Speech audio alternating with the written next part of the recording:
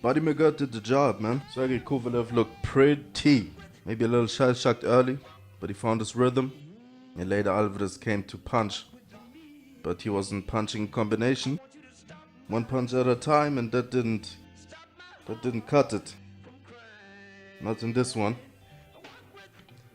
I had it 117, 112. You know? Give the 7th round a 10-10 round. Could have been a Kovalev round, you know what I mean? Maybe you find a couple of rounds there for Alvarez, but a very good performance by Sergey Kovalev, man. Boxing, using his jab, walking on a little to the jab hand of Alvarez, but nothing consistent, man. The work Alvarez actually was doing, it was good when he was working, but couldn't really let his hands go because he had to shell up, man. Fucking Kovalev, man. Kovalev, he's a clubbing puncher, but they're so rapid, you know, and he's a combination puncher. Now he's using a left hook, you know, not the sharpest one, but kind of a repositioning shot, you know. Gauge, like the jab. The jab is his power. There you go. There you go. I'm happy for him, man. I'm happy for Sergey Kovalev. The crusher is back. I actually picked Kovalev, I said, probably a late stoppage, but Eleider Alvarez has one hell of a chin on him. Other dudes would have been, actually, man, like in the last round, or the 11th and the last round, you know. Sergey Kovalev boxing, that was something pretty, man. Eleider Alvarez, he's crying, man. Damn. Yeah, I was talking about Sergey Kovalev's style, man. His stance, and that he doesn't really throw left hooks. You know what I found out? What he reminded me of, man, in that last round? Who he reminded me of? Muhammad Ali. Sergey Kovalev boxing is one pretty thing, man. Because he has power. He's very creative, especially on the move. But he can't sustain that, especially at his age, you know. It's interesting, man. These dudes that are branded as like one-dimensional aggressors, limited somehow, not able to adjust. That's what we think of in Gennady also. Gennady Golovkin and Sergey Kovalev. Maybe we got him a little late, man. How about that? Ever seen Gennady Golovkin spar Julio Cesar Chavez? That Mongolian kid that fought on that Keith Thurman card.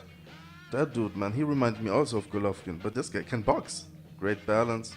Different from Golovkin and this Mongolian kid that I was talking about. I'm sorry that I don't know the name.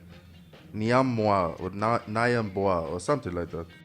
Like Golovkin and this dude have great balance, man. Able to, even on the back foot, be able to generate power, right? I wouldn't say Sergey Kovalev really has the greatest balance, but what do I know, right? He has a different style. He has like it's a hybrid of that Lomachenko stuff and like some Ali stuff, man. I'm saying it right now, you know. Kovalev on the back foot looks like Ali. And he has like that really short right hand, like Andre Ward was talking about it. He throws a straight jolting jab, explosive, straight punching, man, from Sergey Kovalev once again. And the first fight against Andre Ward, there was a straight punching melee. But they were popping their heads back with the jabs.